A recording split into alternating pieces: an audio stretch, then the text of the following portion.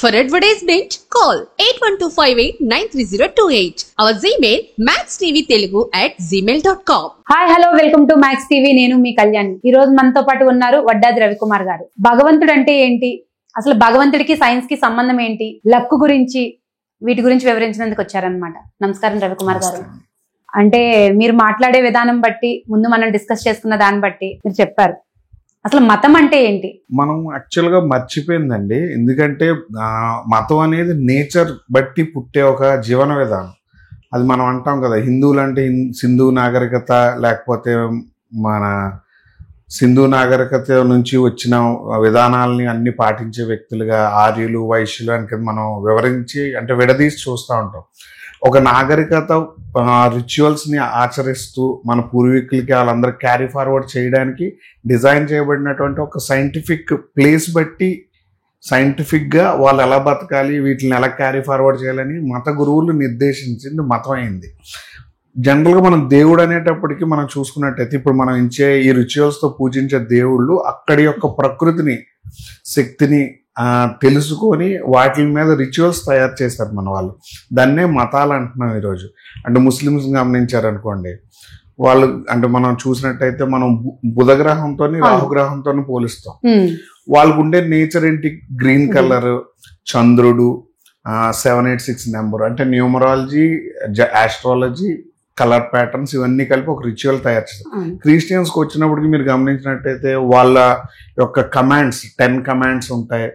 అవి 11 మంది శిష్యులతో ఫామ్ అయ్యారు. ఒక పర్వతం మీద ఆయన జ్ఞానం వచ్చింది. పర్వతం దిగు ఆయన ప్రయాణిస్తున్నప్పుడు 11 మంది శిష్యులను ఫామ్ చేశారు.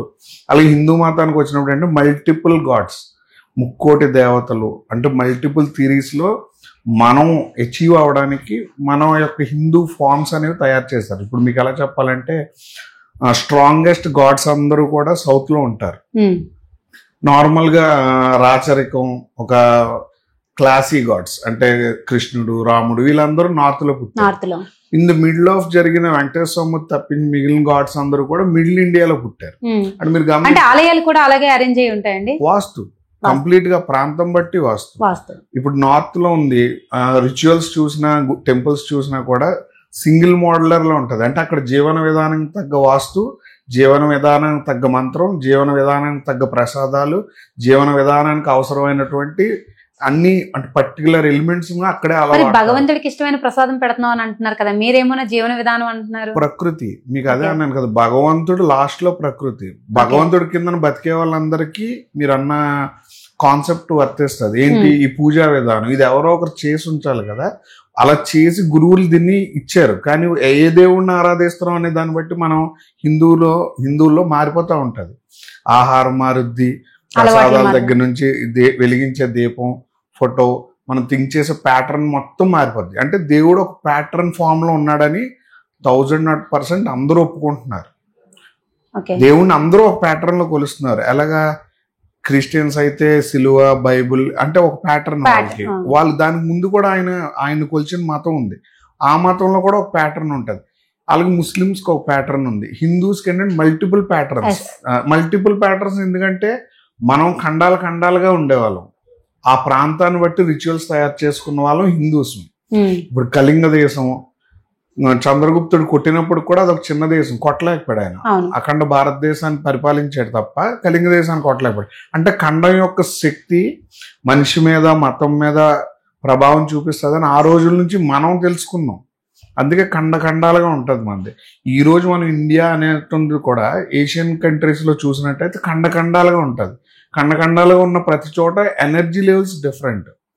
ఈ రోజు మనం అంటే భక్తి ప్రవచనాలు చెప్పే వాళ్ళందరూ కూడా అంటే క్రిటిసైజ్ చేయకుండా వాళ్ళు నాలెడ్జ్ ఏంటి, భక్తిని మాత్రం బోధించడం. జనరల్గా నేనేమంటానంటే మనం తెలుసుకోవాల్సింది ఏంటంటే మనం ఏ కైండ్ ఆఫ్ ఎనర్జీకి అడాప్ట్ అవుతున్నాం, ఏం చదివితే లైట్నింగ్ అవుతున్నాం, దేనివల్ల హీల్ అవుతున్నాం అనేది మనకు మనంగానే అర్థం చేసుకోవాల్సిన విషయం. ఒకళ్ళు చెప్పినప్పుడు మీకు నచ్చింది ఆ మాట, నచ్చితే మీ ఫీల్ ఒకటి ఉంటుంది. ఫీల్ పాటించినప్పుడు ఇంకా పెరుగుద్ది, ఇంకా లైట్ అవుతే అది మీ రిలీజియన్ అని ఒప్పుకోవాలి. అది ఏ మతమైనా నాకు అనవసరం, అది రిలీజియన్ అని ఒప్పుకోవాలి. ఆ రిలీజియన్ లో మన బాడీకి బాగా కనెక్ట్ అయితే బాడీ మైండ్ సోల్ ఇది కనెక్ట్ అయినప్పుడు ఈ మీ లీనియేజ్ కూడా ఇది ప్లస్ అవ్వాలి. అంటే ఇప్పుడు భగవంతుణ్ణి అంటే నాకు బాబా అంటే ఇష్టము, ఆయనకేమో పక్క వ్యక్తికేమో అమ్మవారు అంటే ఇష్టము. అమ్మవారిని ఎంత నమ్మినా సరే తనకి కోరికలు అనేవి పక్కన పెట్టండి, ఒక సాటిస్ఫై లేదనమాట. అంటే జీవితం అనేది కొంతమంది అంటారు, నేను దేవుణ్ణి ఎంత నమ్మినా సరే నాకు ఏమీ జరగట్లేదు, నేను ఇలాగే మిగిలిపోతున్నాను అని అంటారు కదా. దేవుణ్ణి నమ్మకూడదండి. యాక్చువల్గా నేను డైరెక్ట్ గా ఒక మాట చెప్తాను, దేవుణ్ణి వాడుకోవాలంటాను. నా రీసెర్చ్ లో నమ్మడం అనేది భక్తి అవుద్ది. భక్తి జ్ఞానాన్ని కళ్ళు మూసేపించేస్తుంది. మీరు మీ ఐస్ ని మూసేసుకున్నట్టే. అంటే మీరు నాస్తికులా? కాదు, నేను నిత్య అగ్నిహోత్రం చేస్తాను. జనరల్ గా నేను స్పిరిచువల్ బిలీవర్ని. దేవుణ్ణి వాడుకోవాలంటున్నాను. ఇప్పుడు మీరు దేవుణ్ణి ఎందుకు కొలాలి? మీకు ఏంటి అవసరం? క్యాజువల్ గా ఉంటుంది. మీకు ఏం అవసరం దేవుడితో? జాబ్ చేస్తే శాలరీ వచ్చింది, రైతు దగ్గరికి వెళ్ళి కొనుక్కుంటే ఫుడ్ వస్తుంది, మీ హస్బెండ్ తో మీరు ఉండడం వల్ల ఆనందం వస్తుంది, మీకు పిల్లలు పుట్టారు, వాళ్ళకి లీనియేజ్. భగవంతుడు మానవ రూపేనా అని అంటారు కదా. కరెక్ట్ అండి. ఇప్పుడు నేనేమంటున్నాను, వేరే మానవుల్లో కూడా అదే భగవంతుడు ఉన్నప్పుడు మతం ఎందుకు ఒప్పుకోరు? మీరు ఎందుకు ఒప్పుకోరు? వేరే మతస్థులు కూడా మానవులే కదా, వాళ్ళని ఎందుకు ఒప్పుకోరు అంటున్నా. జస్ట్ ప్యాటర్న్ చేంజ్ అయితే మీకు దేవుడు మారిపోతున్నాడు, అది వ్యక్తి అయినా మీరు ఒప్పుకోరు. అలాంటప్పుడు అన్ని మనం ఏం చెప్తున్నాం, నరుడిలో నారాయణుని చూడు అని చెప్పారు. అప్పుడు చెప్పారు, ఇప్పుడు కాదు. ఇప్పుడు మనం అది చూడం, హిందూనే నారాయణునిగా చూసే రోజులకు వచ్చేసాం. తప్పు గ్రంథాల్లో కాదు. ఇప్పుడు మీకు 5000 సంవత్సరాల క్రితం మతం పుట్టిందండి, ఓకే, అది పుట్టింది అక్కడే. మధ్యలో ఇంకో మతం పుట్టిందండి, అప్గ్రేడ్ అయినట్టు కదా. ఈ అప్గ్రేడ్ అయినప్పుడు ఈ ఎనర్జీ ఫామ్ ని పట్టుకునే కదా ఒకళ్ళు ముందుకి సాగుతా ఉన్నారు. మనం ఎందుకు కొట్టుకోవాలంటున్నా? పిహెచ్డి హిందూ మతం అనుకుందాం. ఇప్పుడు ఏదో మతాలు వచ్చాయి, వీళ్ళతో మనం కన్వర్ట్ ఎందుకు అవుతున్నాం? ఏం జరుగుతుంది? కన్వర్ట్ అయిన వాళ్ళు ఎలా సర్వే అవుతుంది? ప్రచారాలు ఎక్కువ కన్వర్ట్ అయిపోతున్నారు కదా. మరి పిహెచ్డి మీకు అన్నానా భక్తి, ఇప్పుడు మీరు దేవుడు అనేటప్పుడు భక్తిలోకి వస్తున్నారు. భక్తితో యుద్ధం చేయలేరు, మనం కొట్టుకొని చనిపోతాం. యుద్ధం చేయాలి అంటే శక్తిని మీరు గ్రహించాలి. ముక్కోటి దేవతల్లో మీ దేవత ఎవరో తెలుసుకోవాలి, ఆ ఆరాధనలోకి రావాలి, మీ వంశానికి ఒక దేవత కావాలి. వీళ్ళు అందరినీ మీరు పట్టుకుంటేనే సాధకులు అంటాం. ఆదిశంకరాచార్యులు వారు ఉన్నారండి, ఆయన నేను ఫస్ట్ అకల్ట్ లో అతనికి ఒక మంచి గ్రిప్ ఉందని చెప్తా. ఆయనకి ఇప్పుడు ఆయన లాస్ట్ లో శివం అన్నారు, కానీ ఆయన అమ్మవారు ఉపాసకులు కదా ఫస్ట్ నుంచి. అదేంటి ఆయనలోనే ఆ షేడ్స్ ఎలా? లాస్ట్ లో ఆయన కాశీలో ఎందుకు జ్ఞానోదయం అంటే అన్ని వదులుకున్న తర్వాత జ్ఞానోదయం అయింది. ఆయన అన్ని వదులుకున్న చిన్నప్పుడేనండి, కానీ ఆయన జ్ఞానాన్ని కూడా వదులుకోవాల్సి వచ్చింది కాశీలో. ఆయన జ్ఞానాన్ని వదులుకోవాల్సి వచ్చింది. ఎందుకు అంటే అతనికి ఏం చెప్పారు, మన ఇద్దరం ఒక చోట పుట్టాం, ఒక చోట ఉన్నాం, మైలు కోసం ఎందుకు మాట్లాడుతున్నాం? అది భక్తి అయింది ఆయనకి. జ్ఞానం కావాలి, జ్ఞానం ఆయన ఇస్తాడు కదా. శివుడే జ్ఞానము భక్తి ఒకటి కాదు. జ్ఞానం వేరు, భక్తి వేరు. జ్ఞానం భక్తి ఉంది కాబట్టి మనం కొట్టుకుంటున్నాం, జ్ఞానం ఉంటే కొట్టుకోం. మరి జ్ఞానానికి భక్తికి తేడా ఏంటి? కృష్ణుడు అర్జునుడికి చెప్పింది జ్ఞానమా? ఓకే. అర్జునుడు వాళ్ళ కుటుంబం మీద చూపించింది భక్తి, అర్జునుడు కృష్ణుడి మీద చూపించింది భక్తి, కుటుంబం మీద చూపించింది. ఆ భక్తిని బ్రేక్ చేసి జ్ఞానం ఇస్తాడు ఆయన, అప్పుడు యుద్ధం చేస్తాడు. మీకు అర్థమైందండి? భక్తి అంటే ఏంటి? ఎవరేంటో తెలుసుకొని వాళ్ళతో ఏమీ చేయలేక మనం నలిగిపోవడం. ఇప్పుడు మీరు భక్తిలోకి వచ్చారనుకోండి, క్రిస్టియానిటీ అంటే మీకు ద్వేషం వస్తుంది, ముస్లిమ్స్ ద్వేషిస్తారు, బౌద్ధాన్ని ద్వేషిస్తారు, ఇంకో మతాన్ని ద్వేషిస్తారు. అవసరం లేదండి, ఒక విష్ణునే పూజిస్తే శివుణ్ణే ద్వేషిస్తాం. ఇప్పుడు ఈ ద్వేషం అనేది ఎప్పుడు పుట్టింది? మీకు భక్తి వల్ల. జ్ఞానం ఉంది, జ్ఞానం ఇప్పుడు ఉందంటే మసీదుకి వెళ్ళారు, అది ఇక్కడ ఉన్న వాళ్ళు మనుషులే, నమ్మకం ఏదో ఇక్కడ ఉంది, నేను గౌరవిస్తాను, నాకు తెలిస్తే ఓకే, తెలియకపోతే నేను వెళ్ళిపోతా, ఇది జ్ఞానం. ఇంకోటి వెళ్ళిపోయాడు, వాడు అజ్ఞానం అవ్వచ్చు, వాడి జ్ఞానాన్ని కూడా మీ భక్తితో వృద్ధాం అనుకోండి, ఏం చేస్తారు? ఇప్పుడు నాకు సంస్కృతం రాదండి, నేను చదువుకోలే, మీరు నాకు చెప్పింది అర్థం అవ్వలే, అర్థమైంది అన్నట్టు అనిపించింది, ఎందుకు బుర్రకెక్కించుకున్నా, మనసుకి ఎక్కించుకోలే. ఇప్పుడు నాకు తిరుగుబాటు మొదలవుద్ది అవతల మతం మీద. అర్థమైంది, ఈడు నాలా పుట్టినోడే, అందులో ఎన్లైట్మెంట్ దొరికింది, అటు వెళ్ళిపోవాలి. అలాగే వెళ్ళిపోతేనే జీవితం మంది కాదు, ప్రపంచం బాగుంటది. ఇప్పుడు మీరు దుబాయ్ వెళ్ళారు, నేను అక్కడ గుడి కట్టుకుంటానండి, నేను ఎలాగుంటానంటే ఒప్పుకోలేరు. ఎందుకు? అది జ్ఞానం కదా. ఇప్పుడు వాళ్ళు యాక్సెప్ట్ చేయాలి కదా, అది జ్ఞానం అండి. వాళ్ళ ల్యాండ్ లో ఉన్నప్పుడు వాళ్ళని రెస్పెక్ట్ చేస్తూ మనం మర్చిపోకుండా రిమైండ్ చేసుకోవాలి. నేను కన్స్ట్రక్ట్ చేస్తానంటే తప్పు. అదే అంటున్నా, వాళ్ళు కూడా యాక్సెప్ట్ చేస్తేనే అప్పుడు అది ఇప్పుడు అవుతుంది. వాళ్ళు చేసినా కూడా ఎందుకు చేయాలి? ఇప్పుడు వాళ్ళ ప్రాంతంలో మీ ప్రాంతం యొక్క శక్తులను ఎలా వెంబడదీస్తారని అడుగుతున్నాను. ఇక్కడ ఒక వాస్తు శాస్త్రం, ఇండియాలో 4 sides 4 types ఆఫ్ టెంపుల్స్ ఉంటాయి. మీకు వెస్ట్ లోకి వెళ్ళారనుకోండి, ఇల్లు మాదిరి ఉంటది, మండువా ఇల్లు మాదిరి ఉంటది టెంపుల్. నార్త్కి వెళ్ళారనుకోండి, అంటే లైక్ ఒక పాయింట్ లో స్పెసిఫైడ్ షేప్ ఉంటది, అంటే మూల విరాట్ ఆపోజిట్ ఎక్స్టెన్షన్ అయి ఉంటుంది. మీకు సౌత్కి వచ్చారనుకోండి, కంప్లీట్ గా ప్రాంగణం ఉంటుంది, ప్రాంగణం లేదు గుడి కట్టరాలు. సెంటర్ ఆఫ్ ఇండియాలో చాలా చిన్న ప్రాంగణం, చిన్న గుళ్ళు, చిన్న చారిత్రాత్మకంగా ఉంటాయి. ఇప్పుడు రాజమండ్రి నుంచి విజయవాడ వరకు మీరు గుడులు చూసినట్టు మహా కట్టడాలు ఉండవు, కానీ స్థల పురాణం రీత్యా చాలా ఇంపార్టెన్స్ చిన్నవి. అటు నార్త్ లో బాగా కట్టారు, ఇటు బాగా కట్టారు, అటు సౌత్ లో. మరి మధ్యలోకి వచ్చినప్పుడు ఎందుకు చిన్నవి అయిపోయి? ఈవెన్ తిరుపతితో కలిపి ఒక స్మాల్ ఎక్స్టెన్షన్ ఎందుకు తీసుకున్నారంటే ఆ ప్రాంతం యొక్క శక్తే మనతో అది నిర్మించుకునేటట్టు చేస్తుంది. కానీ మనం ఎక్కడ కన్ఫ్యూజ్ అవుతున్నాం అంటే, ముక్కోటి దేవతల్లో మన శక్తి దాగుందండి, అది కనిపెట్టినోడే హిందూ అంటాను. ముక్కోటి శక్తుల దేవతల్ని కలిపేసి మనం పరిగెట్టేద్దాం దాంతో అంటే నేను ఒప్పుకోలేను.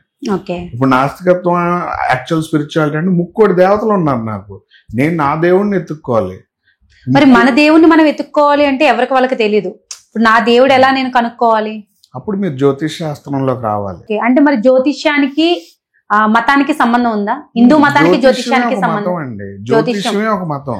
మరి హిందూ మతంలో ఉన్న వాళ్ళు మాత్రమే జాతకాలు చూపించుకుంటారు నాకు తెలిసినంత వరకు. ఇప్పుడు క్రిస్టియన్స్ కావచ్చు, ముస్లిమ్స్ కావచ్చు, వాళ్ళ జాతకాలు చూపించుకోరు, పెళ్లిళ్ళకి ముహూర్తాలు పెట్టుకోరు, వాళ్ళకి అమావాస్య ఉండదు, పౌర్ణమి ఉండదు, ఏమీ ఉండదు. మరి మనం మాత్రమే ఫాలో అవుతున్నాం అంటే మనం నిర్మించుకున్నావా, పురాణాల్లో ఉన్నవా? ఇప్పుడు మీరు అడిగిన దాంట్లో ఒక ప్రశ్న ఉంది నాది. వాళ్ళ పండుగలు పలానా డేట్స్ లో ఎందుకు చేసుకుంటున్నారు? క్రిస్టియన్స్ కానివ్వండి, ముస్లిమ్స్ కానివ్వండి, జైన్స్ కానివ్వండి, బౌద్ధులు కానివ్వండి, కారణం అంటే మరి వాళ్ళకి ఆ డేట్ అని ఫిక్స్ చేసుకున్నారేమో మేబీ. కరెక్ట్, మీరు చెప్పేది కూడా అది, అందులోనే ఆన్సర్ ఉంది. వాళ్ళు ఎందుకు చేస్తున్నారు? రంజాన్ అంటే పలానా డేట్ కి చేసుకోవాలి, పలానా డేట్ లోనే ఈ ఫాస్టింగ్ చేయాలి. క్రిస్టియానిటీ అంటే డిసెంబర్ లోనే చెయ్యాలి. మనకు కూడా వస్తుంది కదండి.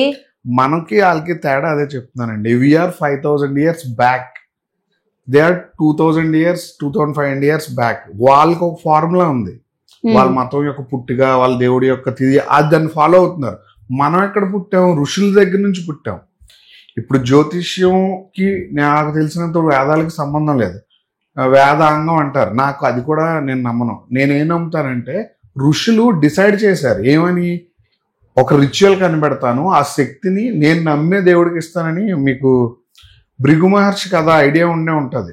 భృగు మహర్షి కథ, ఆయన యజ్ఞ ఫలితాన్ని ఇవ్వడానికి 3 దగ్గరికి వెళ్తాడు, కానీ ఋషి యొక్క అహంకారాన్ని డిస్ట్రాయ్ చేసిన ఆయనకి ఎందుకు ఇచ్చాడు? ఆయన విష్ణుమూర్తి కండి, విష్ణుమూర్తి ఆయన పాదంలో ఉన్న త్రినేత్రాన్ని ఇచ్చాడు. త్రినేత్రం 3కే కలిగి ఉందండి, అమ్మవారికి, శివుడికి, ఈయనకి. అంటే ఈయన కూడా త్రినేత్రం కలిగిన శక్తివంతమైన ఋషి.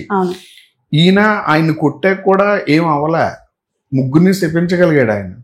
ఎలాగా? ఇప్పుడు మీకు ఏం అర్థం అవ్వాలి?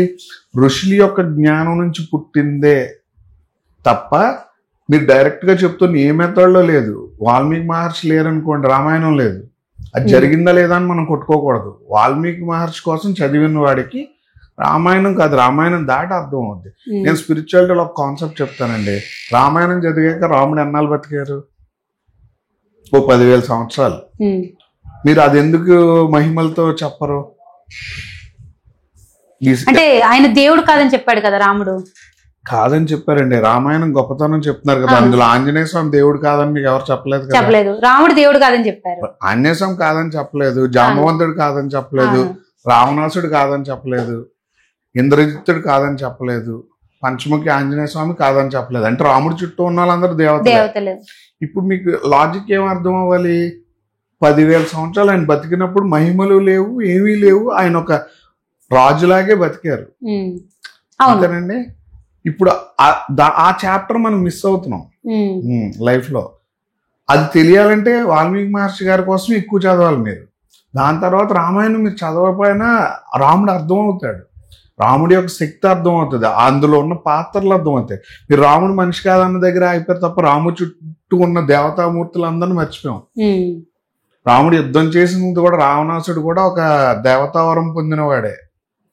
ఇప్పుడు ఈ ప్యాటర్న్స్ ని మనం డీకోడ్ చేస్తేనే మనం ఏదైనా సాధించగలం అండి. ఓకే, అంటే మీరు చెప్తున్నారు మరి, అంటే భగవంతుని నమ్మొద్దు అని కాదు, జ్ఞానం నమ్మండి అని చెప్తున్నారు. జ్ఞానాన్ని నమ్మాలి, భగవంతుడిని తెలుసుకోవాలంటే తెలుసుకోవాలి అని. నమ్మమంటలే, నమ్మితే నమ్మకం దెబ్బతింటదండి, తెలుసుకుంటే తిందో.